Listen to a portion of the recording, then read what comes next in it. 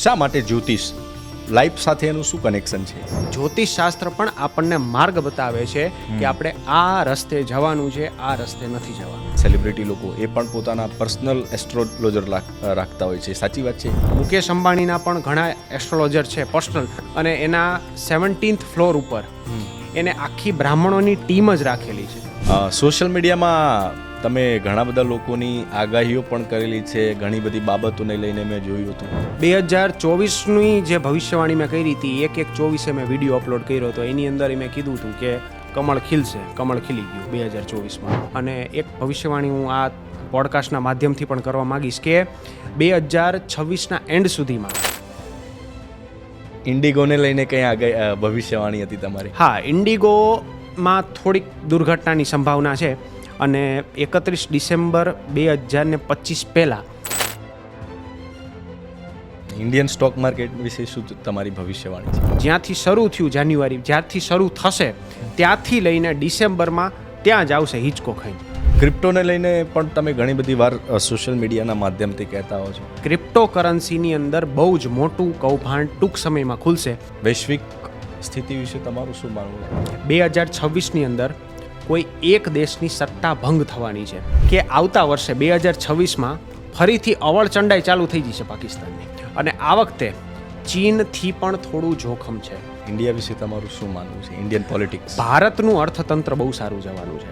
રતન ટાટાને જ્યારે શનિની પનોતી આવી ત્યારે એમને ટાટા ગ્રુપની કમાન હાથમાં આવી. નરેન્દ્ર મોદી સાહેબને જ્યારે શનિની પનોતી આવી ત્યારે ગુજરાતમાંથી સીધો જમ્પ મારીને પીએમ બની ગયા.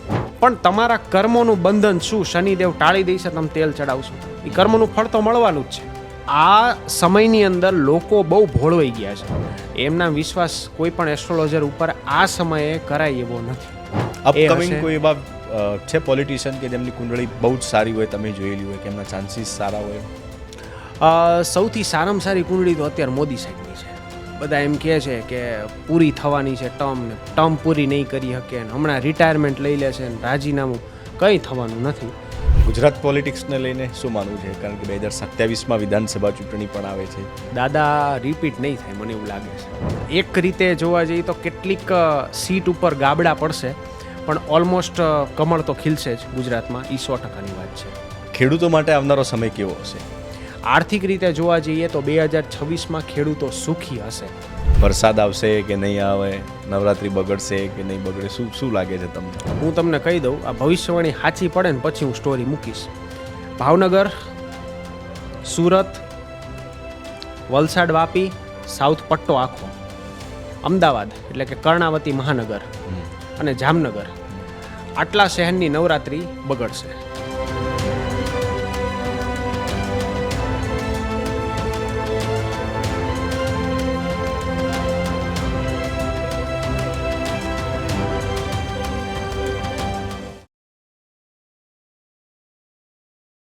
નમસ્કાર.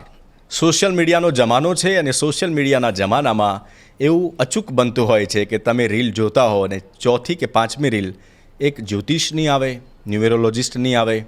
ઘણીવાર એવી ઘણી બધી એપ્લિકેશન્સ પણ છે કે તમે કોઈ પણ વિડીયો જોતા હો તો વચ્ચે આવે અને તમને કહે કે તમારી બર્થ ડેટ શું છે, અને માણસને મૂંઝવણમાં મૂકી દે છે કે ખરેખર આ બાબતો શું એને લાગુ પડતી હશે. તો સવાલો ઘણા બધા હતા, અને જ્યોતિષનું આપણા જીવન સાથે શું કનેક્શન છે એ જાણવા માટે અને આપણા તમામ સવાલોના જવાબ મેળવવા માટે આજે ધજેડી ગુજરાતી શોના મહેમાન બન્યા છે રવિભાઈ આચાર્ય, જે ખૂબ સારા જ્યોતિષ છે, ન્યુમેરોલોજિસ્ટ પણ છે અને ખૂબ સારા કથાકાર પણ છે. રવિભાઈ, થેન્ક્સ સો મચ, કારણ કે આપ થાનગઢથી સ્પેશિયલ ગાંધીનગર પધાર્યા છે, અને ઘણા સમયથી હું એમને અહીંયા ઇન્વાઇટ કરવા માટે મેસેજ કરતો હતો. ફાઇનલી એ આજે સ્ટુડિયોના મહેમાન બન્યા છે. રવિભાઈ, આપણે જોઈએ છીએ કે સોશિયલ મીડિયામાં ખૂબ બધી પેલી પેડ એપ્લિકેશનમાં આવે છે કે તમે કઈ જન્મ તારીખ છે અને અહીંયા મેસેજ ડ્રોપ કરો અને અમે તમને રિપોર્ટ આપી દઈશું ને. તો એના પર ચલો આપણે સેકન્ડરી આવીએ, પણ શા માટે જ્યોતિષ લાઈફ સાથે એનું શું કનેક્શન છે? હવે જ્યોતિષશાસ્ત્ર જે છે એનો મેઇન કોન્સેપ્ટ એ છે કે વ્યક્તિના જીવનમાં એક સિમ્પલી સમજાવીએ તો શું કરવું, શું ના કરવું, કયા રસ્તે જવું, કયા રસ્તે ના જવું, ભણતર માટે કઈ લાઈન પકડવી, કઈ લાઈન ન પકડવી, કોની સાથે લગ્ન કરવા, કોની સાથે ન કરવા, આ તમામ પ્રકારની જાણકારી આપણને એસ્ટ્રોલોજી થ્રુ મળે છે. જો થોડું વધારે સિમ્પલ લેંગ્વેજમાં કહીએ તો જ્યારે દિશાસૂચક યંત્ર નહોતા, જ્યારે રાત્રે વીજળી પણ નહોતી, જ્યારે માણસો GPS સિગ્નલનો યુઝ નહોતા કરતા, જ્યારે સેટેલાઇટ પણ નહોતા, ત્યારે બળદગાડું લઈને હાલતા વડીલો. હવે એ સમયે દિવસે તો ખબર પડી જતી કે આ પૂર્વ છે, પશ્ચિમ છે, ઉત્તર છે, દક્ષિણ છે, સૂર્યનારાયણના લીધે, પણ રાત્રે એ લોકો જેવી રીતે અંદાજ લગાવતા કે આ અહીંયા ઉત્તર દિશા છે, આ ધ્રુવ તારો છે, સપ્તઋષિના તારા છે, એટલે આ ઉત્તર દિશા છે, એટલે અહીંયાથી જ આપણે આ ડાયરેક્શનમાં ચાલવાનું છે, આ દિશામાં ચાલવાનું છે. એવી જ રીતે જ્યોતિષશાસ્ત્ર પણ આપણને માર્ગ બતાવે છે કે આપણે આ રસ્તે જવાનું છે, આ રસ્તે નથી જવાનું. જ્યોતિષશાસ્ત્રના નામે ઘણા લોકો ચરી ખાય છે. ચરી ખાવું મીન્સ કે અત્યારે જ્યોતિષશાસ્ત્રને કેટલાક પર્ટિક્યુલર લોકો, એક પર્ટિક્યુલર વર્ગ એમને બદનામ કરી રહ્યો છે. એનું મેઇન કારણ એ છે કે લોકોએ અત્યારે અલગ અલગ પ્રકારની એપ્લિકેશન્સ બનાવીને ચાઇનાથી ફંડિંગ લઈને, હું નામ નહીં લઉં પણ ઘણી એપ્લિકેશનો એવી છે કે યલો કલરના લોગાવાળી કે ઘણી બધી એડવર્ટાઇઝમેન્ટ આવે છે અને એ એડવર્ટાઇઝમેન્ટની અંદર કાયદેસર બ્રહ્મા નાખવાની જ વાતો કરે છે કે તમે આવી રીતે કરશો તો આમ થશે, આમ થશે, આમ થશે, તમે મિનિટના હિસાબે તમારી પાસે ચાર્જ કરે, પહેલું ચેટ ફ્રીમાં આપે. એવા ઘણા લોકો છે અત્યારે અને એવી ઘણી બધી એપ્લિકેશનો પણ છે કે જે અલગ અલગ માધ્યમથી આપણને ટૂંકમાં, એમાં ઘણા એસ્ટ્રોલોજર 80% એસ્ટ્રોલોજરને તો એસ્ટ્રોલોજી ફાવતી પણ ન હોય. હવે એવા જો ઝાંસામાં કોઈ વ્યક્તિ ફસાઈ જાય એટલે પછી લૂપમાંથી બહાર ન નીકળી શકે. એટલે એવાના ચક્કરમાં ન ફસાવવું જોઈએ. જ્યોતિષશાસ્ત્ર હકીકતમાં કોઈ વ્યક્તિને માર્ગદર્શન આપવા માટે છે. હા, દક્ષિણા લો બરાબર છે, પણ એને એક રેવન્યુનું માધ્યમ બનાવવું, એમાંથી જેમ બને એમ માણસોને ચૂસી લેવા, માણસોને ગમે એમ કરીને બીવડાવીને પોતાને ભ્રમમાં નાખી દેવા અને પછી એની પાસેથી પૈસા વસૂલ કરવા, મોટા ભાગે લોકો અત્યારે આ જ સ્ટ્રેટેજી અપનાવી રહ્યા છે. છાપાની અંદર તમે અવારનવાર જાહેરાત જોતા હશો કે આવી રીતે 24 કલાકમાં મારણ, મોહન, વશીકરણ, ઉચ્ચાટન, ખોયેલો પ્રેમ પાછો મેળવો, 24 કલાકમાં રિઝલ્ટ મેળવો, રિઝલ્ટ ન મળે તો પૈસા પાછા.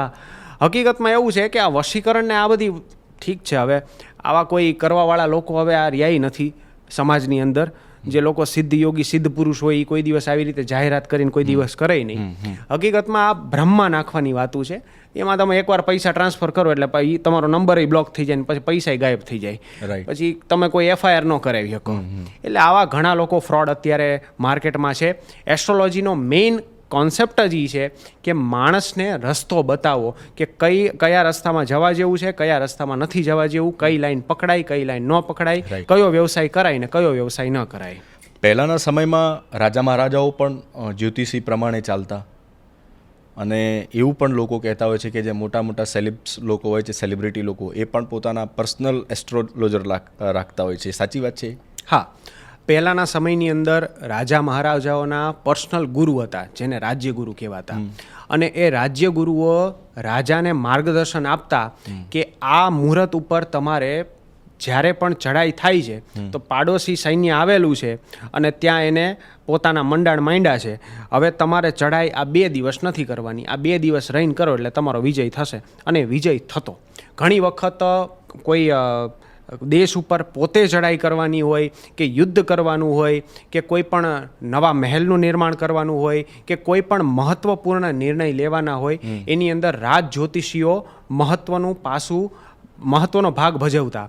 એવી રીતે ઘણા અત્યારે બિઝનેસમેન છે, બિઝનેસ ટાઇકૂન છે, જેમ કે મુકેશ અંબાણી છે, જેમ કે રતન ટાટા છે. રતન ટાટા એક્સપાયર થઈ ગયા, બહુ જ સારા વ્યક્તિ હતા.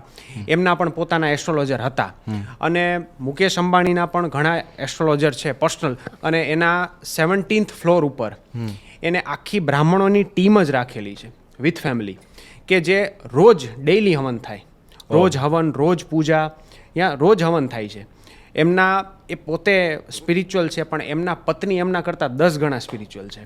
એમની એવી ઈચ્છા હતી કે જ્યારે આપણું ઘર બને ત્યારે અમારા ઘરમાં રોજ પૂજા થાય અને ત્યાં રોજ હવન થાય છે.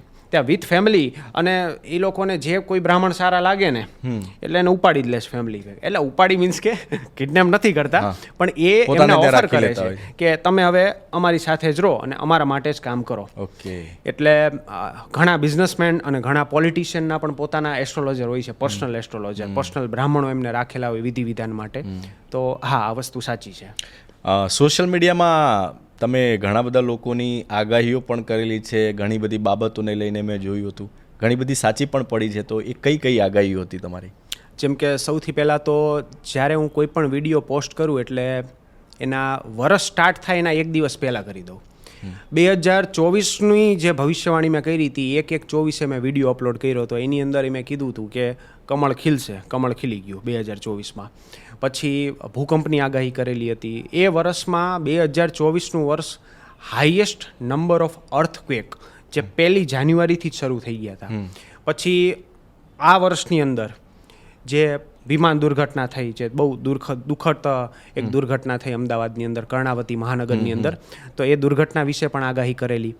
એના સિવાય સોનાનું, ગોલ્ડનો જે રેટ છે એ 1 લાખની ઉપર જાય એવી પણ ભવિષ્યવાણી કરેલી જે થઈ છે. અને એક ભવિષ્યવાણી હું આ પોડકાસ્ટના માધ્યમથી પણ કરવા માગીશ કે 2026ના એન્ડ સુધીમાં ગોલ્ડનો જે રેટ છે, ઘણા લોકોને થોડુંક અઘરું લાગશે, પણ ગોલ્ડનો રેટ તોલાનો ભાવ 1.5 લાખ રૂપિયા હશે ડિસેમ્બર 2026 સુધીમાં.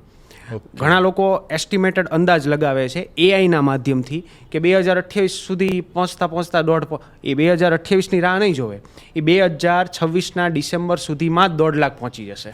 ઘણા સોનીને હું આ વાત કહું ને એટલે ઘણા સોની હશે, ના ના આવું કંઈ ન હોય. હકીકતમાં આ વસ્તુ સત્ય છે અને આ વસ્તુ થશે. આ વિડીયો સેવ કરી લેજો, મળશું 2026માં ડિસેમ્બરમાં. ઇન્ડિગોને લઈને કંઈ ભવિષ્યવાણી હતી તમારી? હા, ઇન્ડિગોમાં થોડીક દુર્ઘટનાની સંભાવના છે અને 31 ડિસેમ્બર 2025 પહેલાં જો પોસિબલ હોય તો ઇન્ડિગોમાં ટ્રાવેલ કરવું ટાળવું. એનું કારણ છે કે ઇન્ડિગો ઉપર અત્યારે સંકટ છે અને એ સંકટ આ આખું વર્ષ રહેશે. એર ઇન્ડિયાની આ ભવિષ્યવાણી, જ્યારે જોકે મેં પર્ટિક્યુલર એ વખતે એરલાઇનનું નામ નહોતું લીધેલું, પણ એ વખતે એર ઇન્ડિયાની દુર્ઘટના થઈ.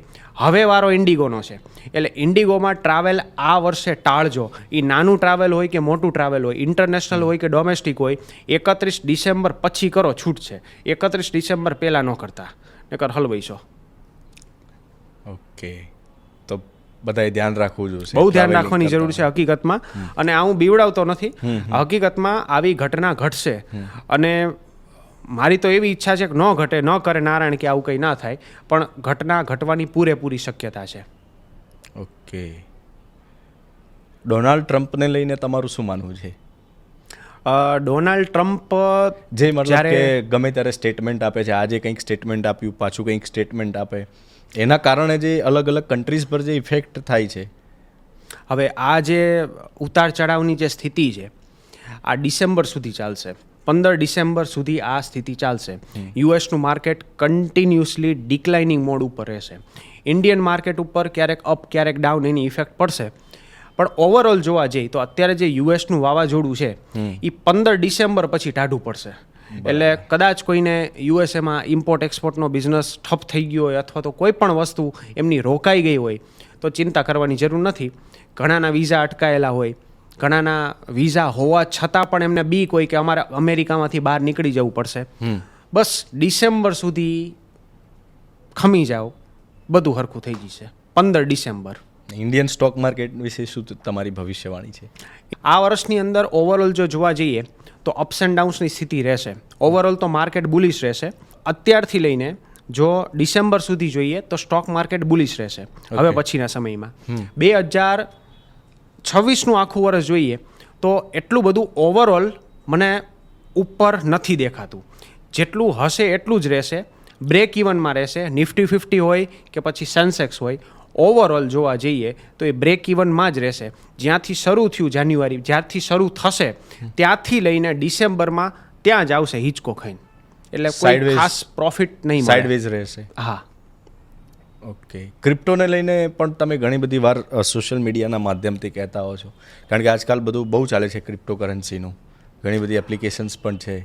ક્રિપ્ટોકરન્સીની અંદર સૌથી પહેલી વસ્તુ તો જેટલા આપણા મિત્રો ક્રિપ્ટોની અંદર ટ્રેડ કરતા હોય એ બધાને ખાસ સૂચના આપી દઉં કે ક્રિપ્ટોનું બહુ જ મોટું કૌભાંડ બહાર આવવાનું છે બહુ જલ્દી.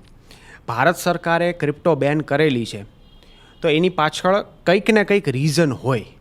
ભારત સરકાર એવું નથી ઈચ્છતી, ઘણા લોકો એમ કહે છે કે ભારત સરકાર એવું નથી ઈચ્છતી કે અમે પૈસા કમાઈ આમ તેમ, પણ ભારત સરકારે જે નિર્ણય લીધો છે બહુ સારો લીધો છે, કારણ કે ક્રિપ્ટોકરન્સીની અંદર બહુ જ મોટું કૌભાંડ ટૂંક સમયમાં ખુલશે. અને કૌભાંડ એ છે કે અત્યારે ક્રિપ્ટોની અંદર જેટલા એક્સએનએસ હોય તોય ભલે, મેટા ટ્રેડર હોય તોય ભલે, વઝીરેક્સ હોય તોય ભલે, કોઈન સ્વિચ કુબેર હોય તોય ભલે, જેટલા પણ પ્લેટફોર્મ છે બધા પ્લેટફોર્મ સ્કેમ કરવા બેઠા છે. તમે $US એની અંદર અપલોડ કર્યા, એક વખત એની અંદર ડિપોઝિટ કર્યા પછી એને ભૂલી જ જવાના, કારણ કે કોઈ સંજોગે તમને ફાવવા નહીં દે. એ લોકોએ એનું જે મેઇન માધ્યમ છે એનાથી બધા સર્વરને ડિસ્કનેક્ટ કરીને રાખેલા છે. એ લોકોએ એવો એલ્ગોરિધમ ફિટ કરેલો છે કે તમે ફાવો જ નહીં. એટલે કદાચ ઇન્વેસ્ટમેન્ટ કરવું હોય તો ઇન્ડિયન માર્કેટમાં કે સ્ટોક માર્કેટમાં જ્યાં લીગલી ઇન્વેસ્ટ થતું હોય ત્યાં કરવું, પણ કોઈ વ્યક્તિએ ક્રિપ્ટોમાં આ વર્ષ કોઈ પણ ઇન્વેસ્ટમેન્ટ કરવું નહીં. અને ક્યારેય પણ આ ટાઈપના ઇન્વેસ્ટમેન્ટની અંદર ઓપ્શન ટ્રેડિંગ કે આવું કંઈ પણ રમવું નહીં. એનાથી તમારા પૈસા 100% ડૂબશે અને ડૂબશે જ. હમણાં તો ઇન્ડિયાની પણ એક એપ્લિકેશન આવી છે કે એમાં પણ તમે ક્રિપ્ટો ટ્રેડ કરી શકો, અને લોકો તો એવું પણ કહેતા હોય છે કે ઇન્ડિયન ગવર્મેન્ટે પરમિશન આપી છે કે ન્યુટ્રલ છે, ટેક્સ પણ લે છે ક્રિપ્ટો ઉપર. તમને કદાચ નામ ખ્યાલ હોય એનું? એક્ઝેક્ટલી નામ નહીં, એટલે સાંભળેલું કહું છું હું. એકચ્યુઅલી ભારત સરકારના નિર્ણય પ્રમાણે આમ જોવા જઈએ તો ભારત સરકારે ટેક્સ તો લગાડેલો છે, પણ હજી સુધી મને એવું કોઈ સાંભળવામાં આવ્યું નથી, કદાચ હશે. પણ ઓવરઓલ જોવા જઈએ તો ક્રિપ્ટો માર્કેટનું બહુ મોટું કૌભાંડ બહાર આવવાનું છે. ટૂંકમાં તો દૂર રહેવું ઇન્ડિયન ગવર્મેન્ટનું સ્ટેન્ડ ક્લિયર નથી, એમ સ્ટેન્ડ ક્લિયર નથી. અત્યારે બેન પણ નથી કરેલું અને એને અપ્રૂવ પણ નથી કરેલું. વૈશ્વિક સ્થિતિ વિશે તમારું શું માનવું છે? વર્લ્ડ પોલિટિક્સની અંદર છે ને કોઈ એક દેશ એવો ટૂંક સમયમાં હશે કે જે દેશની અર્થવ્યવસ્થા અને જે દેશની અંદર બહુ જ વધારે આંતરિક વિખવાદો જોવા મળશે. 2026ની અંદર કોઈ એક દેશની સત્તા ભંગ થવાની છે અને એ દેશની ફાઇનાન્શિયલ ઇકોનોમી કોલેપ્સ થવાની છે.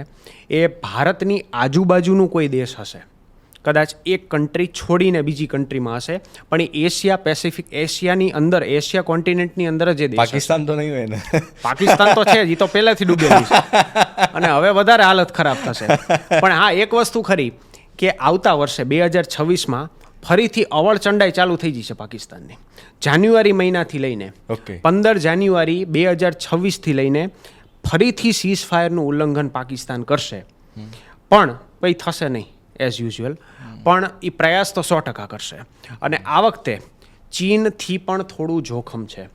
મારું પહેલાં પણ કહેવાનું થતું હતું, હજી પણ કહેવાનું થાય છે કે બની શકે તો ડિપેન્ડન્સી થોડી ઓછી કરો ચીન ઉપર, કારણ કે ક્યાંક ને ક્યાંક આપણા સૈનિકોને મારવા પાછળ જે ગોળીઓ લાગી રહી છે એ ચીનના પૈસે લાગી રહી છે. બેક સપોર્ટ ચીનનો છે, તો ચીનની પ્રોડક્ટ જેમ બને એમ ઓછી યુઝ કરો. આપણે મજબૂર છીએ, ઘણી બધી વસ્તુ લેવા માટે મજબૂર છીએ, પણ બની શકે તો ચીનની પ્રોડક્ટનો બહિષ્કાર કરવો જોઈએ, કારણ કે છેલ્લે ચીન જ આપણને ક્યાંક ને ક્યાંક નડવાનું છે 2026માં. કારણ કે હમણાં આપણે જોયું સમાચાર પત્રોમાં કે ડોનાલ્ડ ટ્રમ્પ જે રીતે બફાટ કરી રહ્યા છે, એના પછી ઇન્ડિયાનું જે થોડુંક કનેક્શન છે એ ચીન પ્રત્યે લોકો થોડુંક વધારવાનો ટ્રાય કરી રહ્યા છે. કારણ કે જે આપણા ઓફિસર્સ હોય કે આપણા વિદેશ મંત્રી હોય ત્યાં મુલાકાતો કરતા હોય છે. ઇન શોર્ટ, યુએસને બાજુમાં મૂકી અને ચીન સાથે કનેક્શન બનાવવાનો ટ્રાય ચાલી રહ્યો છે. કદાચ ભારે પડી શકે જે પ્રમાણે તમે કહો છો. કારણ કે આપણે અત્યારે ટ્રેડ ડેફિસિટમાં છીએ. અત્યારે ઇમ્પોર્ટ આપણે વધારે કરીએ છીએ અને એક્સપોર્ટ આપણે ઓછું કરીએ છીએ, અને એ લગભગ દરેક મોટી કન્ટ્રીઓ સાથે આ જ રીતનો વ્યવહાર છે. પછી અમેરિકા હોય તોય ભલે, અમેરિકાની સાથે આપણું ટ્રેડ ડેફિસિટ ઓછું છે, પણ ચીન સાથે વધારે છે.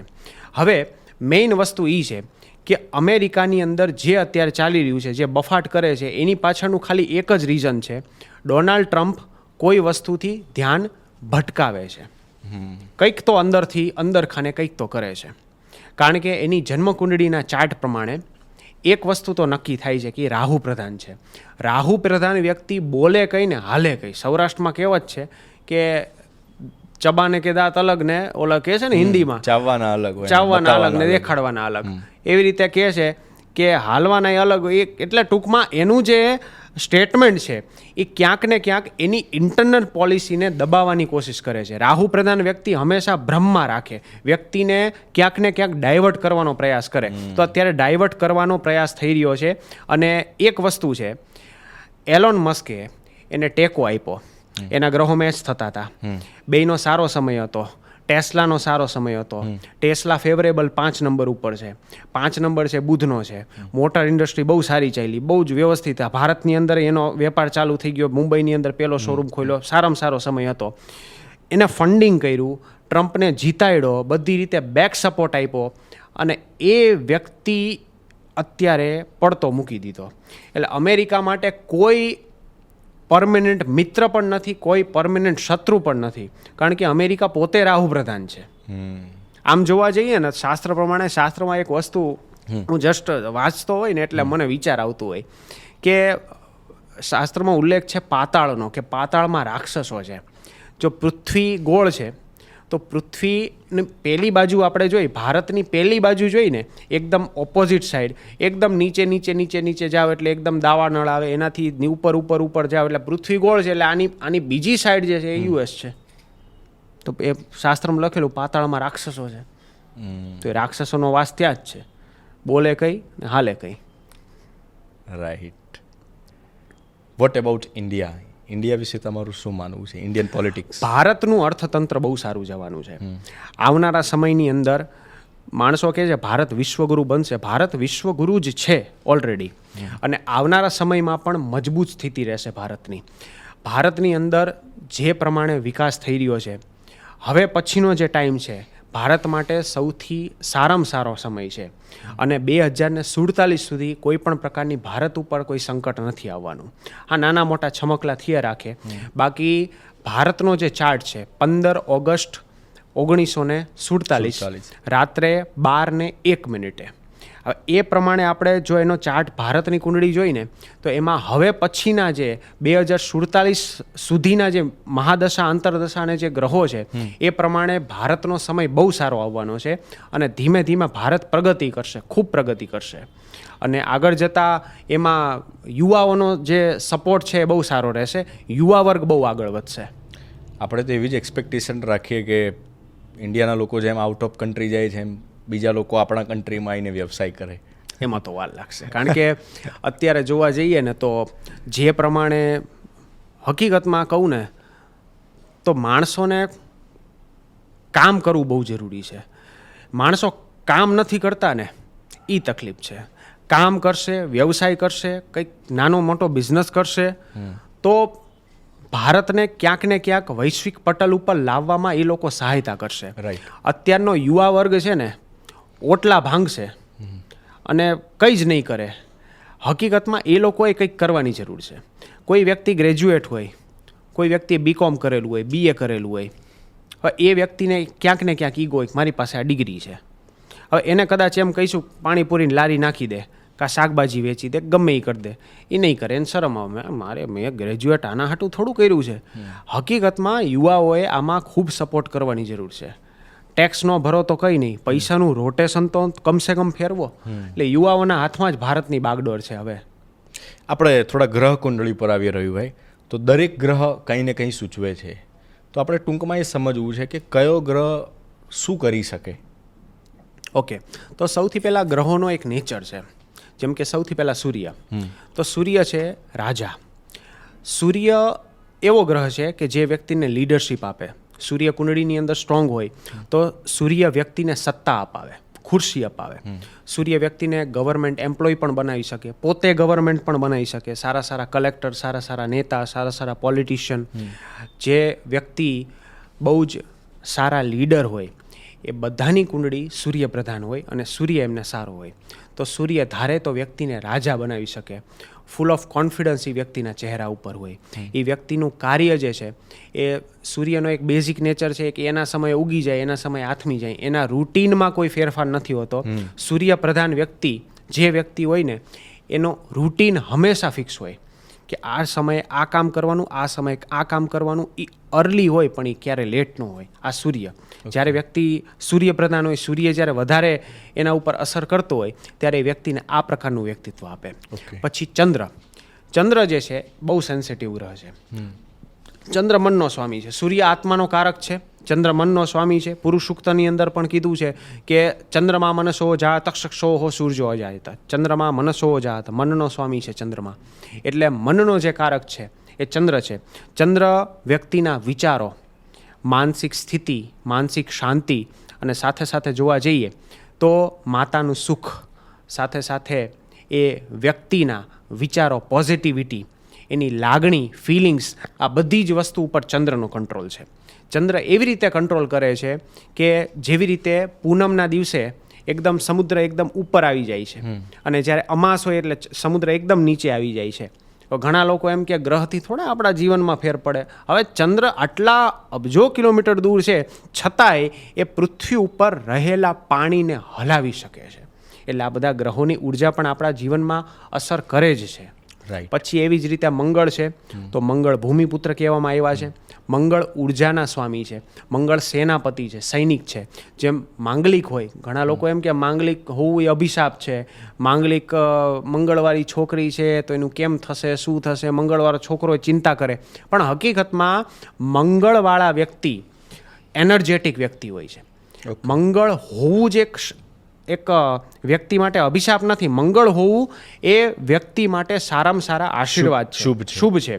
એનું કારણ છે કે મંગળ વ્યક્તિને ઉર્જા આપે છે, મંગળ વ્યક્તિને એનર્જી આપે છે, મંગળ વ્યક્તિને પ્રિન્સિપલ્સ આપે છે જીવનની અંદર કે સિદ્ધાંત ઉપર ચાલવું. આ મંગળ છે.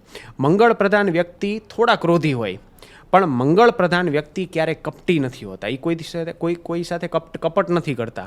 પોતાના લોકો જેની સાથે પોતાની વસ્તુ જોડાય એ લોકો માટે કંઈ પણ કરી છૂટે એ મંગળ પ્રધાન વ્યક્તિ. મંગળ જ્યારે કુંડળી ઉપર અસર કરે ત્યારે આ બધી વસ્તુ આપે. મંગળ જેનો સારો હોય એ વ્યક્તિનો વિલ પાવર બહુ સ્ટ્રોંગ હોય, એ વ્યક્તિમાં હિંમત સારી હોય અને સાથે સાથે મંગળ પ્રોપર્ટીના પણ કારક છે. એટલે એ વ્યક્તિ પાસે મલ્ટિપલ પ્રોપર્ટીઝ પણ હોય છે. આ મંગળનો ગુણધર્મ છે. પછી બુધ છે બુદ્ધિના કારક. બુધ વાણીના પણ કારક છે, કોમ્યુનિકેશનના પણ કારક છે. જે વ્યક્તિનો બુધ સારો હોય એ વ્યક્તિને તમે કોઈ પણ વિષયમાં બોલવાનું કહેશો એ અડધો કલાક બોલી દેશે. તમે એમ કહેશો કે આ ટેબલ વિશે અડધો કલાક લેક્ચર આપો એ આપી દેશે.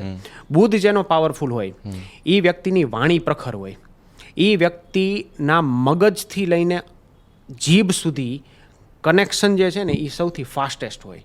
ઘણા લોકોને મગજમાં આવે પણ એક્સપ્રેસ ન કરી શકે, બુધવાળા કરી દે. બુધ વધારે પડતો સારો હોય તો વકીલને આર્ગ્યુમેન્ટમાં પાછળ રાખી દે. આ બુધ પ્રધાન વ્યક્તિ. બુધ વ્યક્તિને જ્ઞાન આપે, કેલ્ક્યુલેશન આપે. બુધ પ્રધાન વ્યક્તિ મોટા ભાગે ચાર્ટર્ડ અકાઉન્ટન્ટ હોય, મોટા ભાગે એ લોકો ફંડ મેનેજ કરતા હોય, કોઈ પણ વસ્તુનું મેનેજમેન્ટ કરતા હોય, મેન પાવર મેનેજમેન્ટ કરતા હોય. આ બુધ. પછી ગુરુ, જુપિટર. ગુરુ એક એવા ગ્રહ છે કે જે વ્યક્તિને નોલેજ આપે છે, સાથે ઈગો પણ આપે છે. જો નોલેજ વધારે પડતું એ વ્યક્તિમાં આવી જાય એટલે એ વ્યક્તિની અંદર ક્યાંક ને ક્યાંક અભિમાન આવે. એટલે ગુરુનો એ ગુણધર્મ છે કે ગુરુ વ્યક્તિને નોલેજ પણ આપે, સાથે સાથે ઈગો પણ આપે. પણ જો ઈગો ઓછો કરે એ વ્યક્તિ તો સુખી થઈ જાય. એટલે ગુરુ પ્રધાન વ્યક્તિ સ્પિરિચ્યુઅલ હોય, ગુરુ પ્રધાન વ્યક્તિ ટીચર પણ હોય. જેટલા પણ સારા મેં ટીચરો જોયા જે લોકો વૈશ્વિક લેવલે નામ કરી ગયા, જે લોકો સોશિયલ મીડિયામાં, યુટ્યુબની અંદર, પછી ઘણા લોકો લોકલ લેવલે જે પોપ્યુલર હોય, જે લોકોને લોકો પૂજતા હોય ગુરુ તરીકે, એના ગુરુ પાવરફુલ હોય. અને એક વસ્તુ કે કોઈ પણ વ્યક્તિના ફર્સ્ટ હાઉસની અંદર ગુરુનો પ્રભાવ હોય કે ગુરુની દ્રષ્ટિ હોય એ સ્પિરિચ્યુઅલ લાઇનમાં જાય અથવા તો એ ટીચર બને. આ ગુરુનો પ્રભાવ છે. ગુરુ ધનના પણ કારક છે, આર્થિક સ્થિતિના પણ કારક છે. એટલે ગુરુ જેનો પાવરફુલ હોય એને આર્થિક સ્થિતિ બહુ સારી હોય, બહુ મજબૂત હોય અને સ્પિરિચ્યુઅલી બહુ જ એક્ટિવ હોય. એ વ્યક્તિનું સિક્સ્થ સેન્સ બહુ સારું હોય. એને અગાઉ ખબર પડી જાય, કોઈ ઘટના ઘટવાની હોય એટલે અગાઉ એને ખબર પડી જાય કે આ ઘટના ઘટવાની છે. પછી સારું હોય કે ખરાબ હોય, એની સાથે ઘટવાની હોય કે એની આજુબાજુવાળા સાથે, એના સગા સંબંધી કે રિલેટિવ સાથે, તો પણ એમને અગાઉ આભાસ થઈ જાય. જેને આ ઘણા લોકો દેજા વુ કહે છે, એ ગુરુથી જાગૃત થાય. પછી છે શુક્ર. શુક્ર જે છે એ કુંડળીની અંદર લક્ઝરી, આપણે તમારી કુંડળી જોઈ એની અંદર શુક્ર ઉચ્ચ છે. શુક્ર ઉચ્ચ હોય ને એટલે એ વ્યક્તિને ફેમ બહુ જલ્દી મળી જાય. કોઈ પણ વ્યક્તિ શુક્ર પ્રધાન હોય એને બહુ જલ્દી લાઇમલાઇટ મળી જાય. એ વ્યક્તિ કેમેરા સામે ક્યારે અચકાય નહીં. કેમેરા સામે એક વખત આવી જાય એટલે પોપ્યુલર થઈ જ જાય. એ જેટલા સારા ઇન્ફ્લુએન્સર જોયા, એ જેટલા સારા એક્ટર જોયા, સિંગર જોયા, આર્ટિસ્ટ જોયા, લિરિસિસ્ટ જોયા, એ બધાની કુંડળીની અંદર વિનસ એટલે કે શુક્ર પાવરફુલ હોય છે. અને શુક્ર જે વ્યક્તિને પાવરફુલ હોય એની પાસે લક્ઝરી હોય, ફેમ હોય, સક્સેસ હોય, બધું જ હોય. એ વ્યક્તિ જેમ કરે ને, જેમ કે ને એમ લોકો કરે. અને જે વ્યક્તિ એ પહેરે ને તો એના જેવું લોકો પહેરવા માંડે. એટલે એને ઇન્ફ્લુએન્સર કહેવામાં આવે છે કે એ કરે ને એવું બીજા કરે, બીજાને પણ ઇન્ફ્લુએન્સ કરે આ શુક્ર. કારણ કે શુક્ર પાસે એક સંમોહન વિદ્યા છે. અને શુક્રની એક નિશાની છે કે શુક્ર જેનો પાવરફુલ હશે ને એ વ્યક્તિ સાંભળો હશે કે પછી રૂપાળો હશે, એ વ્યક્તિ અટ્રેક્ટિવ હશે. એ મેલ હોય કે ફિમેલ હોય, અટ્રેક્ટિવ હશે. આ શુક્ર પાવરફુલ હોવાની નિશાની. અને જેનો શુક્ર પાવરફુલ હોય એના જીવનમાં લક્ઝરી પાક્કી. અને લગ્ન જીવન પણ સારું, કારણ કે શુક્ર લગ્ન જીવનના પણ કારક છે, પત્નીના પણ કારક છે, સ્ત્રીના પણ કારક છે. પછી શનિ, સૌથી ઇન્ટરેસ્ટિંગ. શનિ ગ્રહ વિશે જો આમ કહું ને તો શનિ ગ્રહ વિશે જેટલું કહીએ એટલું ઓછું છે. કારણ કે ન્યાયાધીશ છે. જે લોકો, ઘણા વકીલ મારા યજમાન છે, એ લોકો ઘણી ટ્રાય કરતા હોય જજશીપ માટે, એક્ઝામ દેતા હોય, ક્રેક ન થતી હોય, તો એનું મેઇન કારણ એ છે એમનો શનિ એટલો બળવાન નથી હોતો. શનિનો રંગ બ્લેક છે, શનિનો ફેવરેટ કલર પણ બ્લેક છે. એટલે વકીલ અને જજ બધાને બ્લેક કલર પહેરવો વધારે પ્રેફર કરે છે. પહેલેથી આ વસ્તુ ચાલી આવે છે. એની પાછળનું રીઝન આ છે, કારણ કે કાળો રંગ ન્યાયનો રંગ છે, શનિનો રંગ છે. અને કાળો રંગ પહેરવાથી વ્યક્તિ ન્યાય તરફ વધારે ભાગે. ઘણી વખત ઘણા માટે કાળો કલર નુકસાનકારક હોય અને ઘણા માટે કાળો કલર ફાયદાકારક હોય, શુભ હોય. તમારા માટે થોડો અશુભ છે, એટલે કાળો તમારે નથી પહેરવાનો. આજે જ બ્લેક શર્ટ પહેરી પોડકાસ્ટમાં. હવે શનિ માટેની એક ખાસ વાત એ છે કે શનિ ન્યાયાધીશ છે. ન્યાયાધીશ જે ગ્રહ હોય એને એક જ વસ્તુ હોય કે એ જે વ્યક્તિ સારું કર્મ કરે મારે એને આગળ વધારવા છે. ઘણા લોકો શનિની પનોતીથી બીતા હોય કે શનિની પનોતી આવે છે, હવે શું થશે. મેં ઘણા લોકોને શનિની પનોતીમાં જ આગળ વધતા જોયા છે અને ઘણા લોકોને શનિની પનોતીમાં ડૂબતા જોયા છે. રાઈટ. અનિલ અંબાણીને શનિની પનોતી આવી 2007 કે 10ના સમયે, 10 કે 11ના સમયે. એ વખતે રિલાયન્સ ટેલિકોમ ચાલતું, જીઓ નહીં, રિલાયન્સ ટેલિકોમ, કદાચ તમને ખ્યાલ હશે. એ રિલાયન્સ ટેલિકોમ બંધ થઈ ગયું, આરકોમ.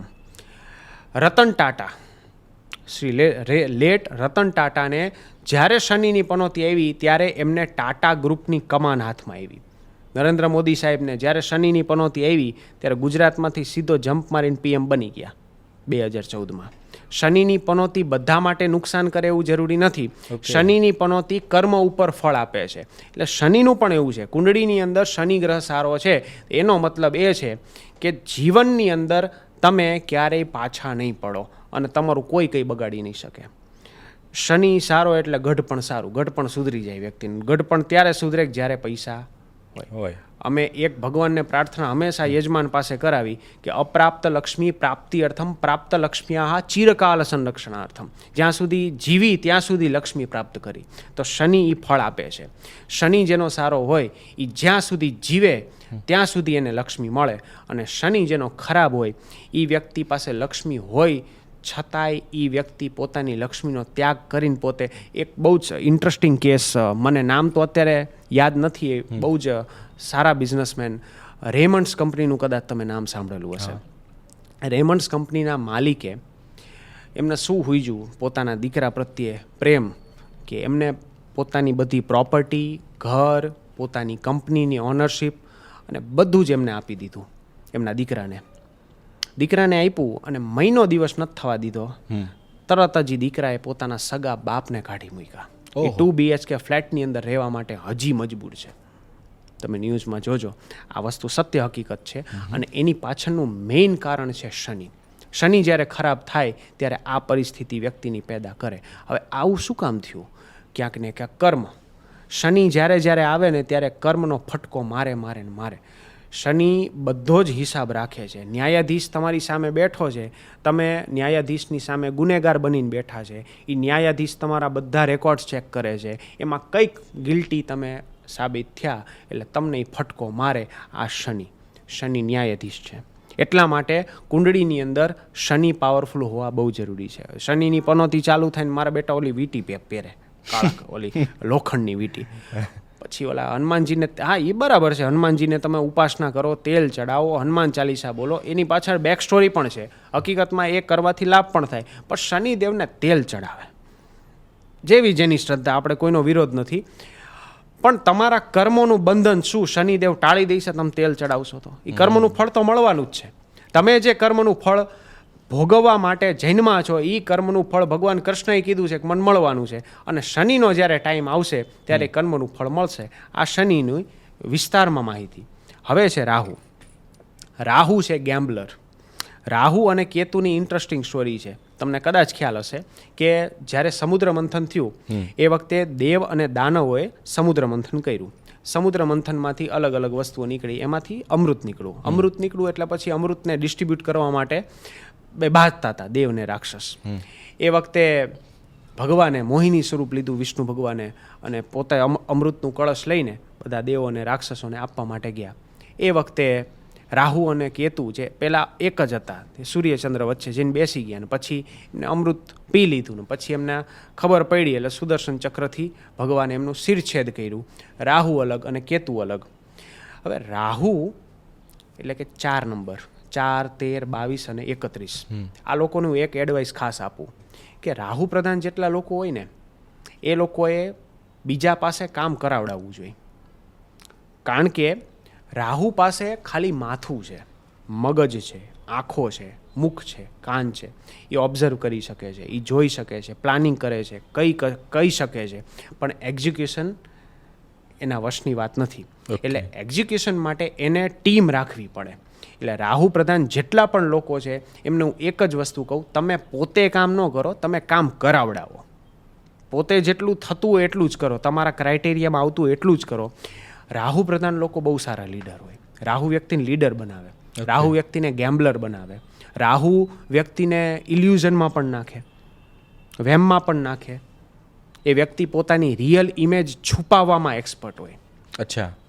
ઘણી વખત પોતાની રિયલ ઇમેજ છુપાવી દે. જે વ્યક્તિ રાહુથી વધારે ગ્રસિત હોય, જેમ કે ડોનાલ્ડ ટ્રમ્પ, એ વ્યક્તિએ કેટલું સ્કેમ કર્યું છે, શું કર્યું છે, શું નહીં, એ કોઈ પબ્લિકમાં એ જાહેર જ નથી થવા દેતો.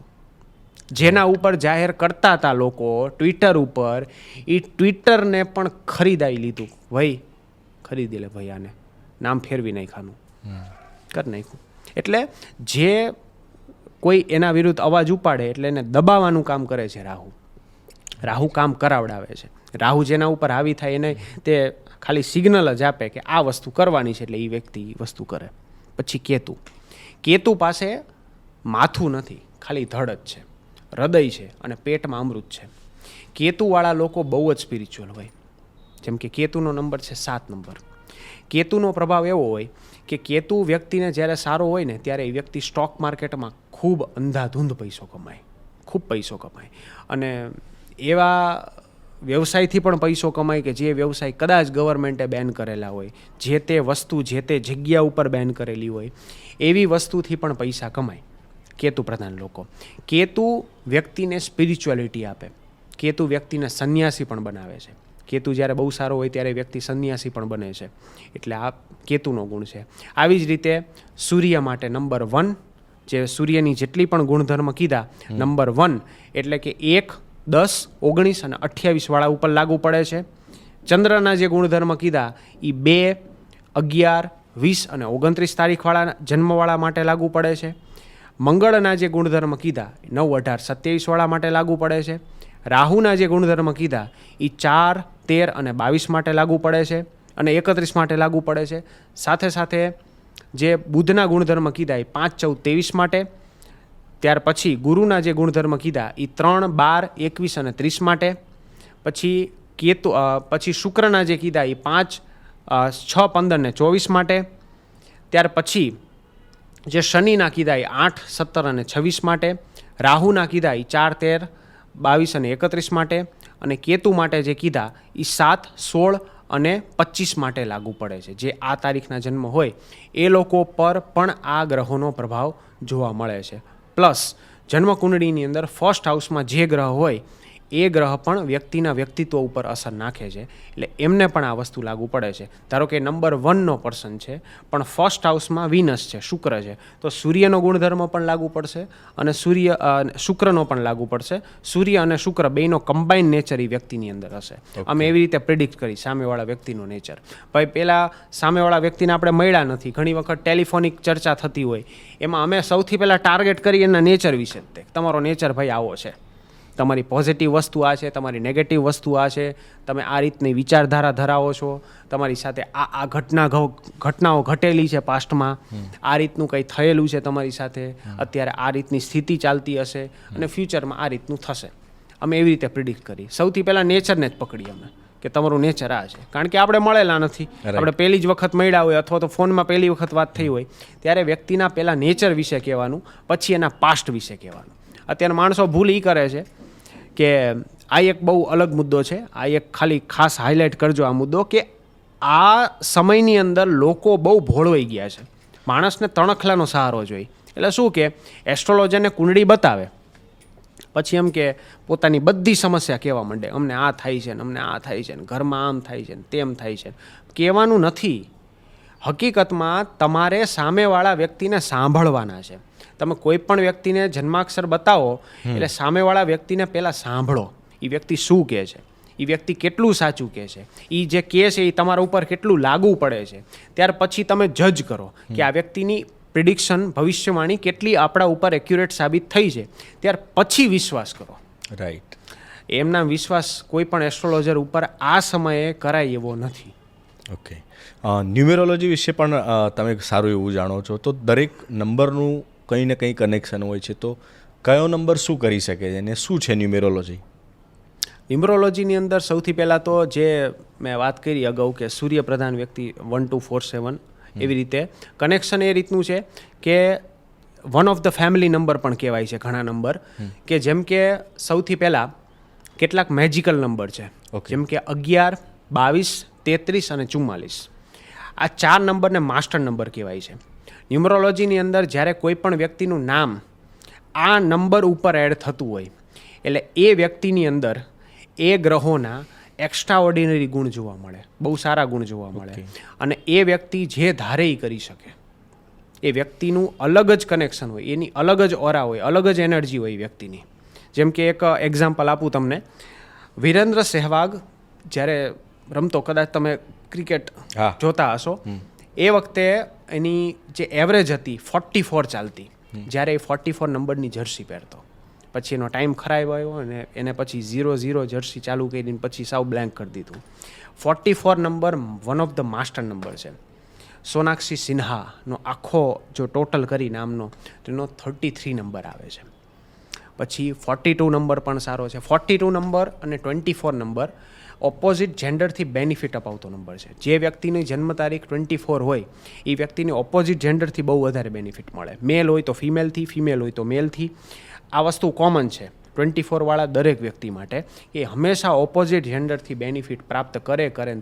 કોઈ વ્યક્તિ 24 નંબરવાળો હોય ને ગભરાતો હોય ને મારે ઇન્ટરવ્યૂ છે શું થશે, અને હું એક જ વસ્તુ કહું, ઇન્ટરવ્યૂમાં જો ફિમેલ એચઆર હશે ને તું પાસ થઈ જઈશ. અને હકીકતમાં એવું થાય, ફિમેલ એચઆર હોય એટલે એ ક્લિયર કરી જ નાખે ઇન્ટરવ્યૂ. એટલે ઓપોઝિટ જેન્ડરથી સપોર્ટ બહુ સારો મળે, બેનિફિટ બહુ સારો મળે 24 નંબરવાળા માટે. એવી જ રીતે જો નામ નંબર 24 કે 42 હોય એમના માટે પણ આ વસ્તુ લાગુ પડે છે. ઓકે. ન્યુમરોલોજીની અંદર એક બહુ જ સરસ એક વસ્તુ છે, દરેક આલ્ફાબેટનો એક નંબર છે. જેમ કે એનો 1, બીનો 2, સીનો 3, ડીનો 4, પછી આગળ ચેન્જ થાય છે. એફનો 8, એવી રીતે અલગ અલગ પાયથોગોરસ અને શેલ્ડિન બે પદ્ધતિ પ્રમાણે આપણે ચાલી છીએ. જેવી રીતે તમારું આપણે યુઝર નેમ છે જેડી ગુજરાતી, જો તમારું ટોટલ કાઢવા જઈએ ને યુઝર નેમનો, તમને આ ફેમ મળી, એનું આ પણ એક વન ઓફ ધ રીઝન છે. અને એક વસ્તુ મને બહુ સારી લાગી કે જ્યાં સુધી મને પરિચય છે તમારો, ઘણા લોકો એવું કરતા હશે પણ તમે આજ સુધી કોઈ જાતનું કરપ્શન, કોઈ જાતના પૈસા લીધા હોય કે કોઈ પણ વસ્તુ તમે તમારા નામનો મિસયુઝ કર્યો હોય કે પત્રકારિતાનો કોઈ ખોટો ઉપયોગ કર્યો હોય, આ વસ્તુ તમે નથી કરી.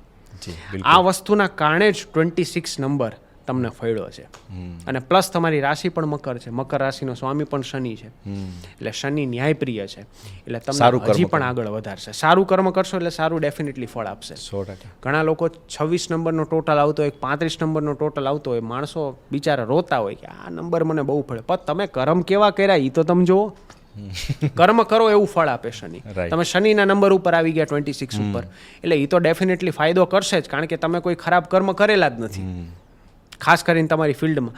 બાકી માણસો પાસે ખાલી એક પત્રકારનું કાર્ડ હોય ને, કોઈ નાની નાની ચીલા ચાલુ ન્યૂઝ એજન્સીનું જે નવી નવી ઉગીને ઊભી થઈ હોય, તો એટલો પાવર બતાવે કે હું આરટીઓમાં આવી રીતે આમ કરી નાખીશ ને, હું ટોલ નાકામાં ટોલ નહીં ભરું ને, આમ ને તેમ ને, પોલીસવાળા હોય ને એની યાર બાજવા માંડે ને. એટલે માણસો આ વસ્તુને મિસયુઝ કરે છે પાવરનો. એ પાવરનો તમે ક્યારે મિસયુઝ નથી કર્યો. આના કારણે જ વધારે સારું છે તમારે. ઓકે, તો જે 5 નંબર હોય છે એ શાના માટે હોય છે? 5 નંબર છે બુધનો નંબર છે. 5 નંબર પરફેક્શનનો નંબર છે.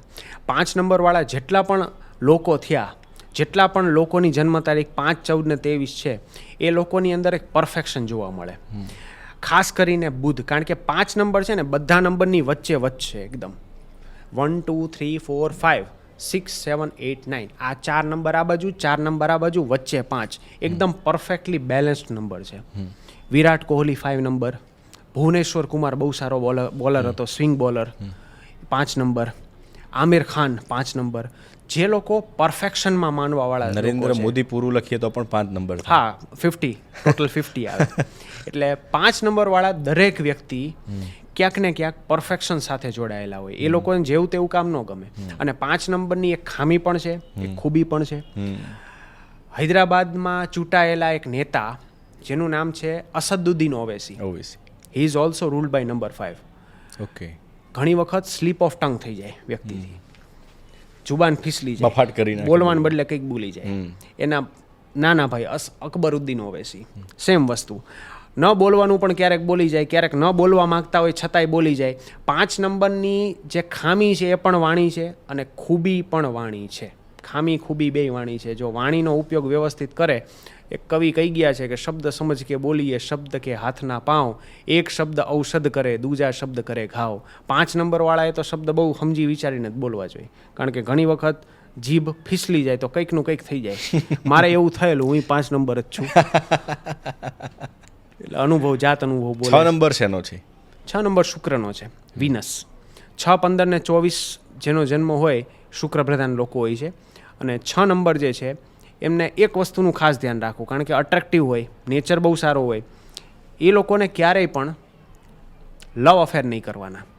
ખાસ કરીને લગ્ન પહેલાં કે લગ્ન પછી બહુ વધારે ચાન્સીસ હોય એ લોકોના લવ અફેર થવાના, કારણ કે અટ્રેક્ટિવ નેચર હોય. અને શુક્ર પ્રધાન વ્યક્તિ બહુ જલ્દી વ્યસનમાં સપડાઈ જાય, બહુ જ જલ્દી, ઇઝીલી. એ લોકોને વ્યસનમાં નાખવા બીજા લોકો માટે એટલા અઘરા ન હોય, એ લોકો તરત જ એડેપ્ટ કરી લે કોઈ પણ વ્યસનને. એટલે 6 નંબરવાળાઓ એક તો વ્યસનથી દૂર રહેવું અને એક અફેર નહીં કરવાના, કોઈ ખોટું કામ નહીં કરવાનું. બાકી 6 નંબર લક્ઝરીનો નંબર છે. 6 નંબર ઘણું બધું આપે. 6 નંબર વ્યક્તિને બધી પ્રકારની લક્ઝરી આપે, જે જોતું હોય. એક લો ઓફ અટ્રેક્શનનો એક સિદ્ધાંત છે કે તમે જે માગો, તમે જે વિચારો, તમે જે ફીલ કરો એ તમને મળી જાય. એક બહુ સરસ વાત છે, હું છે ને નાનપણથી જ, કારણ કે મારો પણ ઇનડાયરેક્ટલી 6 નંબર થાય છે, આમ 5 થાય 6 થાય, because I am ruled by number 6. આમ કારણ કે મારે વર્ગો છે અને ટોરસ છે અને મારી રાશિ જે છે લિબ્રા છે, એટલે શુક્રનો 2 ગણો પ્રભાવ થયો.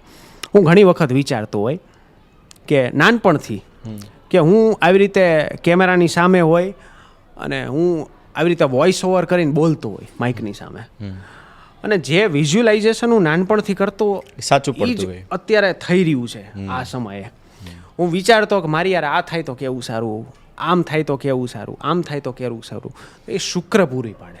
એ તમે ટોરસ હોય એટલે સનસાઇન જો તમારી ટોરસ હોય તો પણ 6 નંબર લાગુ પડે, અને જો તમારી રાશિ તુલા કે વૃષભ હોય તો પણ તમારે 6 નંબર લાગુ પડે, શુક્રનો પ્રભાવ લાગુ પડે. એટલે જો તમે આ નંબરથી ક્યાંક ને ક્યાંક પ્રભાવિત છો, શુક્રથી પ્રભાવિત છો, તો સમજો કે તમારું લો ઓફ અટ્રેક્શન બહુ સ્ટ્રોંગ છે. તમે જે વિચારશો, જે વિઝ્યુલાઇઝેશન કરશો ને એ વસ્તુ સાચી પડશે. મારી પાસે ગાડી લેવાનો વેત નહોતો, ગાડી લેવાનો જરાય વેત નહોતો, કે નહોતી મારી ઈચ્છા ફાઇનાન્શિયલ કન્ડિશન પ્રમાણે. હું છે ને હેલ્મેટ હંમેશા પહેરી રાખું, મને ટેવ હેલ્મેટ પહેરવાની, ભલે દંડની બી કે નહીં, પણ મને અંદરથી શોખ કે ના, મને આંખમાં કોઈ લાગવું ન જોઈએ. એટલે હું વ્યવસ્થિત રીતે હેલ્મેટ પહેરીને જાઉં, અને મારા કાનમાં બ્લૂટૂથ લાગેલા. અત્યારે મેં કાઢ્યા પોડકાસ્ટમાં કે મારે બાયડી મને કે મંગળસૂત્ર પહેરેલું જોઈએ 24 કલાક.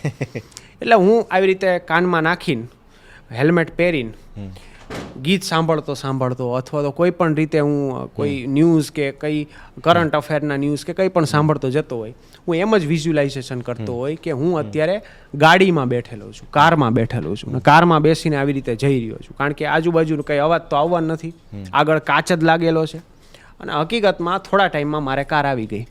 વિઝ્યુલાઇઝેશન પણ ઘણી મહત્વપૂર્ણ વસ્તુ છે. રાઈટ. હું જ્યારે લંકેશ બાપુને જોતો, હું જ્યારે વિજયભાઈ જોશી ગુરુજીને જોતો, ત્યારે મને થતું કે ઓહો, આમને તો કેવું સારું છે, આમાં દર વર્ષે જનોઈ બદલવી પડે, ક્યાંક અગ્નિ સંસ્કારમાં ગયા હોય તોય જનોઈ બદલવી પડે, કેવું થાય કે આપણે મારે સોનાની જનોઈ હોત કેવું સારું. અને જોગ સંજોગ એવા થઈ ગયા કે મારે સોનાની જનોઈ થઈ ગઈ. ભગવાનની ઈચ્છા, અને આપણે ક્યાંક ને ક્યાંક આપણી મહેનત પણ સફળ થાય. ત્યારે સફળ થાય જ્યારે આપણે એ વસ્તુનો ગોલ અચીવ કરવા માટે ટાર્ગેટ સેટ કરી મગજમાં. એટલે લો ઓફ અટ્રેક્શન એ રીતે કામ કરે 6 નંબરવાળા લોકો માટે, કે એ લોકોએ ટાર્ગેટ સેટ કરવાની જરૂર છે. સૌથી પહેલાં આ લો ઓફ અટ્રેક્શનનો સિદ્ધાંત 6 અને 2 બેયની ઉપર લાગુ પડે છે. 6 રૂલ માટે પણ અને 2 નંબરથી રૂલ થતા હોય એમના માટે પણ. એ લોકોએ ખાલી ટાર્ગેટ સેટ કરવાનો કે આ વસ્તુ મારે જોઈ છે, એની પાછળ મહેનત એ પૂરેપૂરી કરવાની. રસ્તા ઓટોમેટિક ક્લિયર થતા જશે અને મળી પણ જશે. ઓકે. ઘણા બધા લોકોએ તો ન્યુમેરોલોજીના કારણે મોટા લોકોએ પોતાના નામ પણ ચેન્જ કરેલા છે. રાઈટ. જેમ કે સૌથી પહેલાં તો એક જૂના અને જાણીતા એક્ઝામ્પલ હું તમને આપું છું કેટલાક સિટીઝના. ઉત્તર પ્રદેશની અંદર સૌથી વધારે ક્રાઇમ રેટ રહેતો હતો મેરઠની અંદર, જે તે સમયે જ્યારે સમાજવાદી પાર્ટીની સરકાર હતી. એ વખતે મુલાયમસિંહ યાદવે નવી કમાન સોંપેલી અખિલેશ યાદવને. એ વખતે એક બહુ જ સારા ન્યુમરોલોજિસ્ટ સંજય જુમાનીએ રેફર કર્યું કે તમારા આ સિટીની અંદર આટલું બધું ક્રાઇમ થાય છે, મેરઠ જ્યારે જુઓ ત્યારે ન્યૂઝની અંદર હોય છે, કંઈક ને કંઈક ઇન્સિડન્ટ ઘટેલા હોય છે, ક્રાઇમ રેટ આટલું બધું વધારે છે, આનું ન્યુમરોલોજી કોમ્બિનેશન બરાબર નથી. એટલે મેરઠનું નામ ચેન્જ કરીને એ વખતે એ રાજ્યની સરકારે નામ ચેન્જ કરીને MEERUT, મેરઠ લખાય છે મીરુત પણ વંચાય છે મેરઠ. અત્યારે ગવર્મેન્ટના ચોપડામાં તમે જુઓ એટલે ઇંગ્લિશમાં લખાયેલું હોય મીરુત અને હિન્દીમાં લખાયેલું હોય મેરઠ. બોલાય છે મેરઠ પણ સ્પેલિંગ છે મીરુત. એવી જ રીતે બેંગ્લોરનું બેંગલુરુ થઈ ગયું. ઘણા બધા સેલિબ્રિટીએ પણ ચેન્જ કરેલા છે. જેમ કે સુનિલ શેટ્ટીનું નામ છે તે SUNIL થવું જોઈએ, SUNIL. તો ગૂગલ પર આપણે સર્ચ કરીએ તો SUNIEL કરેલું છે. કાજલનું છે તો KAJL થવું જોઈએ, તો એણે KAJOL એવું કરેલું છે સોશિયલ મીડિયામાં. રાઈટ છે. અને 7 નંબર તો તમે જેમ કહ્યું એમ કે સ્પિરિચ્યુઅલ નંબર છે, તો એ સિવાય કોઈ એવો નંબર છે કે માણસને અવળા રસ્તે ચડાવી દે? આમ જોવા જઈએ ને તો 8 અને 4. ઓકે. 8 અને 4 એટલા માટે કારણ કે 8 નંબર છે ને, પહેલાં તો દુનિયાથી વિખૂટો પડેલો નંબર છે એક રીતે જોવા જઈએ તો. કારણ કે એને બધેથી મિસઅન્ડરસ્ટેન્ડિંગ ફેસ કરવી પડે. એ લોકોને ફેમિલી સાથે ભળવામાં બહુ તકલીફ પડે, બીજા લોકો સાથે મેચ થવામાં બહુ તકલીફ પડે, સર્કલ બહુ નાનું હોય. એટલે એ લોકો ક્યાંક ને ક્યાંક દુનિયાથી ડિસ્કનેક્ટ ફીલ કરે પોતાને. અને જ્યારે વ્યક્તિ દુનિયાથી ડિસ્કનેક્ટ ફીલ કરે ત્યારે સાયકોલોજીકલી એ વ્યક્તિ એકલો ફીલ કરે ત્યારે કંઈક ને કંઈક બીજા રવાડે ચડી જાય. સેમ વસ્તુ 4 સાથે.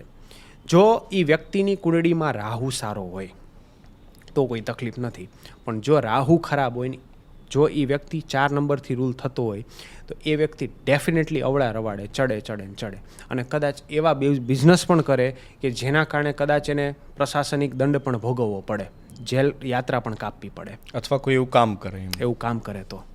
ઓકે. બહુ સારી એવી ઇન્ફોર્મેશન તમે આપી. થોડાક આપણે પોલિટિક્સ ઉપર આવી જઈએ.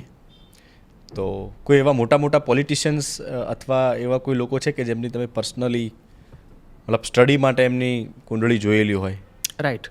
મેં ઘણા બધા પોલિટિશિયનની કુંડળી જોયેલી છે. હમણાં લેટેસ્ટ મેં સૌથી રિસન્ટ મેં સ્વર્ગસ્થ શ્રી વિજયભાઈ રૂપાણીની કુંડળી જોયેલી. એમાં જે ઇન્સિડન્ટ થયું એની પાછળ રીઝન હું ગોતતો હતો કે આની પાછળનું રીઝન શું છે. તો અષ્ટમ સ્થાન જે છે આયુષ્યનું છે. આયુષ્ય સ્થાનમાં જ્યારે કોઈ પણ ગ્રહ વક્રી થઈને બેસે અથવા તો અસ્ત થઈને બેસે, રાહુના કનેક્શનમાં બેસે, ત્યારે વ્યક્તિનું આકસ્મિક રીતે મૃત્યુ થાય. અને અષ્ટમ ભાવમાં વાયુ પ્રધાન તુલા રાશિ છે, એટલે વાયુ દ્વારા વાયુની અંદર જ એમનું મૃત્યુ થયું. એટલે આ વસ્તુ આપણે જોઈ શકાય. એવી જ રીતે ઘણા બધા મોટા મોટા પોલિટિશિયન જેમ કે નરેન્દ્ર મોદી સાહેબ છે, અમિત શાહ, રાજનાથ સિંઘ, સોનિયા ગાંધી, રાહુલ ગાંધી, દેવેન્દ્ર ફડણવીસ, નીતિન ગડકરી, સ્મૃતિ ઝુબિન ઈરાની, પછી જેટલા પણ સારા અજીત ડોવાલ જે આપણા રાષ્ટ્રીય સુરક્ષા સલાહકાર છે, બધાની કુંડળી હું અવારનવાર સ્ટડી કરતો હોય. મેં એક પ્રેડિક્શન કરેલું રાજ્યવર્ધનસિંહ રાઠોડનું કે હવે આમનું કરિયર પૂરું થવામાં છે, અને જે નવી કેબિનેટ આવી એમાં રાજ્યવર્ધનસિંહ રાઠોડનું નામ નહોતું. ત્યાર પછી સ્મૃતિ ઝુબિન ઈરાની, એમનું પણ નામ આ વર્ષથી કપાઈ ગયું છે. એટલે એન્ડનો ટાઈમ, જે વ્યક્તિનો જે સારો સમય, સારી વિશ્વોત્તરી અંતરદશા હોય, મહાદશા હોય, એ પૂરો થાય ને ત્યાર પછી એનો ટાઈમ પૂરો થઈ જાય. એટલે હવે પછી એક એરા પૂરી થવાની છે 2027માં. ઓકે. અપકમિંગ કોઈ એવા છે પોલિટિશિયન કે જેમની કુંડળી બહુ જ સારી હોય, તમે જોયેલી હોય, કે એમના ચાન્સીસ સારા હોય એવા? સૌથી સારામાં સારી કુંડળી તો અત્યારે મોદી સાહેબની છે આમ જોવા જઈએ તો. 17 સપ્ટેમ્બર 1950 પ્રમાણે, અને સૌથી સ્ટ્રોંગ ગ્રહયોગ છે. અને બધા એમ કહે છે કે પૂરી થવાની છે ટર્મ પૂરી નહીં કરી શકે ને હમણાં રિટાયરમેન્ટ લઈ લે છે ને રાજીનામું. કંઈ થવાનું નથી. કુંડળી સારી છે, કાર્યકાળ એકદમ પૂરો કરશે. હમણાં મને કોઈ આસાર નથી દેખાતા કે કોઈ પણ પ્રકારે ડાયરેક્ટલી કે ઇનડાયરેક્ટલી એમને પદ છોડવું પડે. ઓકે.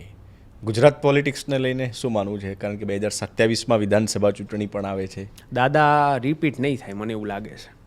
દાદાના રિપીટ થવાના ચાન્સીસ બહુ ઓછા છે. પણ હા, કોઈ નવો ચહેરો આવશે 2027 પછી, કોઈ નવો ચહેરો જોવા મળશે. કદાચ દાદા રિપીટ નહીં થાય. દાદાએ તો જો કે ખૂબ સહજ રીતે પોતે પણ પહેલાં એવી ઈચ્છા વ્યક્ત કરેલી છે કે ભાઈ મને આ જવાબદારીમાંથી મુક્ત કરો. તો જે નવા ચહેરા આવી શકે છે ગુજરાતમાં, એવું કોઈ તમારું અનુમાન છે કે કોઈ યુવા હોઈ શકે કે કોણ હોઈ શકે એમ? મને એવું લાગે છે પ્રોબેબલી, કારણ કે હું આ વસ્તુમાં 100% શ્યોર નથી, પણ જ્યાં સુધી મને ખ્યાલ છે ત્યાં સુધી સૌરાષ્ટ્રની અંદરથી કોઈ એક ચહેરો બહાર આવશે.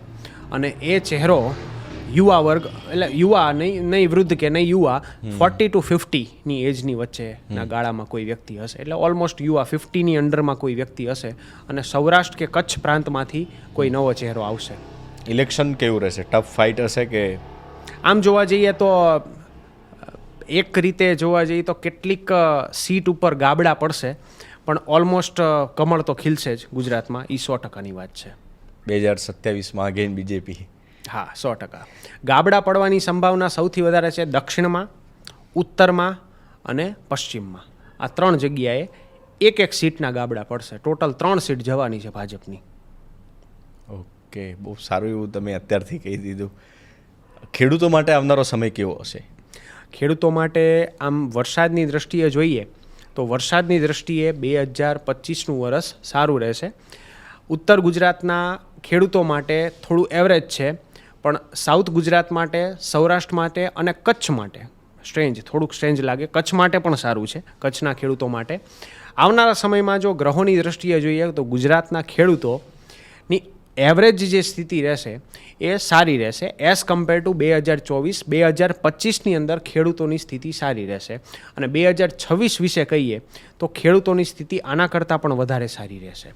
આર્થિક રીતે જોવા જઈએ તો 2026માં ખેડૂતો સુખી હશે પાછલા 2 વર્ષની કમ્પેરિઝનમાં. ઓકે. હમણાં રિસેન્ટલી નવરાત્રિ પણ આવે છે, તો નવરાત્રિમાં ઘણા બધા લોકોને એવી મૂંઝવણ છે, જે લોકો આયોજકો બધા હશે એમણે કે ભાઈ વરસાદ આવશે કે નહીં આવે, નવરાત્રિ બગડશે કે નહીં બગડે, શું લાગે છે તમને? હું તમને કહી દઉં, આ ભવિષ્યવાણી સાચી પડે ને પછી હું સ્ટોરી મૂકીશ. ભાવનગર, સુરત, વલસાડ, વાપી, સાઉથ પટ્ટો આખો, અમદાવાદ એટલે કે કર્ણાવતી મહાનગર અને જામનગર, આટલા શહેરની નવરાત્રિ બગડશે. ઓ બાપરે. બાકી કોઈ ચિંતા નથી. લો તો સારું, અમે પાલનપુરમાં આયોજન કર્યું છે.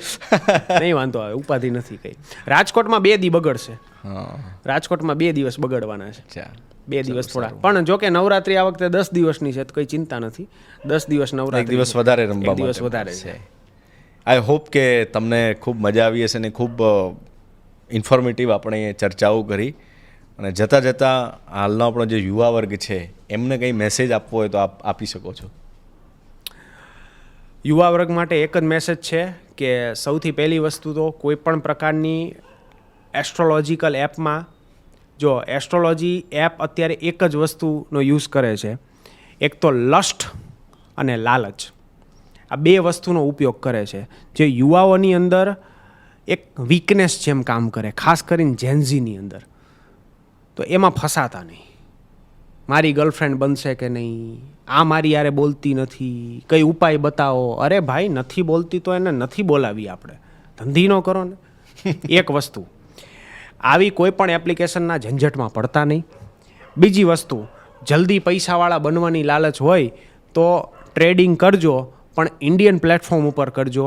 કોઈ પણ પ્રકારની ફોરેનની કોઈ પણ સાઇટ હોય કે જેમાં ક્રિપ્ટોનું ટ્રેડિંગ થતું હોય, એમાં ક્યાંય પૈસા ફસાવાની કોઈ પણ પ્રકારની સંભાવના હોય તો ત્યાં તમે પૈસા નાખશો નહીં. આ બહુ જરૂરી છે. ત્રીજો મેસેજ કે સૌથી પહેલાં ફોકસ કરજો તમારા કરિયર ઉપર. કંઈક કરશો તો કંઈક મળશે. શરમ ન રાખતા કંઈ કામ કરતાં પહેલાં. અને બીજું, ઘરની લક્ષ્મીની સેવા કરજો. એ પછી માતા સ્વરૂપે હોય, બેન સ્વરૂપે હોય, દીકરી સ્વરૂપે હોય, પત્ની સ્વરૂપે હોય. યુવા વર્ગમાં આ એક વસ્તુનું બહુ મોટું દૂષણ આવવાનું છે કળિયુગમાં, કે મા બાપનું સાંભળતા જ નથી. કોઈનું સાંભળો કે ન સાંભળો, આ 4નું સાંભળજો તો સુખી થઈશો, નકર દુઃખી થઈશો. થેન્ક્સ અલોટ રવિભાઈ, ખૂબ રસપ્રદ આપે વાતો કરીને જતાં જતાં ખૂબ સરસ મેસેજ પણ આપે આપ્યો. ને આમનું વતન થાનગઢ છે એટલે જ્યારે તમે થાનગઢ બોલો એટલે મને શાહબુદ્દીન રાઠોડ સાહેબ અચૂક યાદ આવે છે. થેન્ક્સ અલોટ મિત્રો. આઈ હોપ કે આ પોડકાસ્ટ આપને ગમ્યો હશે ને આપની કોઈ પ્રતિક્રિયા હોય, આપના કોઈ સવાલો હોય તો કમેન્ટ બોક્સમાં અચૂક જણાવજો. અને જ્યોતિષને લઈને કંઈ સવાલો હોય તો સોશિયલ મીડિયામાં રવિભાઈ પણ છે, તો એમને આપ ડિરેક્ટલી મેસેજ પણ કરી શકો છો. આવતા સપ્તાહે કોઈ નવી વ્યક્તિ સાથે ફરીથી મળીશું. રજા આપશો. નમસ્કાર. ગમે તો સૌને કહેજો, ન ગમે તો મને કહેજો.